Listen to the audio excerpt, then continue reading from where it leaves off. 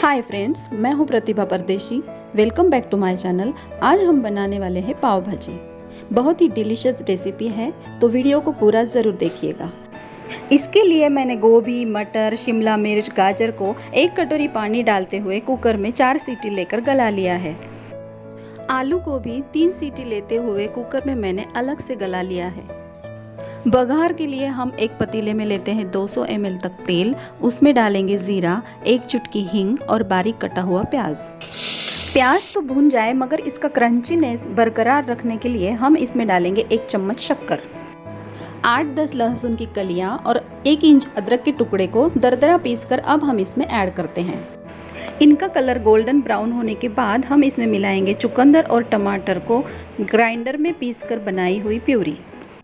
धीमी आंच पर लगातार चलाते हुए भूनने से इनमें से तेल छूटने लगेगा। तब हम इसमें मिलाएंगे 2 चम्मच लाल मिर्च पाउडर, आधा चम्मच हल्दी पाउडर, स्वादानुसार नमक ऐड करके लगातार चलाते हुए हम उसमें ऐड करेंगे 2 चम्मच पाव भाजी मसाला। मैंने यहाँ एवरेस्ट का पाव भाजी मसाला यूज़ किया है, आप अपने पसंद का ब्रांड यूज़ कर सकते हो। ये देखिए मसालों के सरफेस पे कैसे तेल निकलने लगा है। अब हम इसमें मिलाएंगे उबालकर मैश की हुई सब्जियां और आलू। इन्हें अच्छे से मिक्स करते हुए अब हम इसमें मिलाएंगे उबलता हुआ 1 लीटर पानी। बटर स्पाइसेस को कट करता है, इसके लिए बटर हम सबके आखिरी में इसमें ऐड करेंगे और बचा हुआ बटर हम सर्व करते समय गार्निशिंग के लिए यूज करेंगे।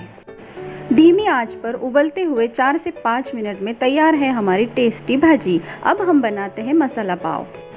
पैन पे बटर को मेल्ट करते हुए पाव को बीच में से कट करके उलट पुलट करते हुए हम इस तरह से भून लेंगे। अब हम लेते हैं पैन पर हमने बनाई हुई भाजी और उस पर पाव का अंदर का सरफेस रखते हुए इस तरह से भूनकर तैयार है हमारा मसाला पाव। ये देखिए बिल्कुल ठेले पर मिलने वाली पाव भाजी की तरह ही टेस्टी बनी है अपनी पाव भाजी।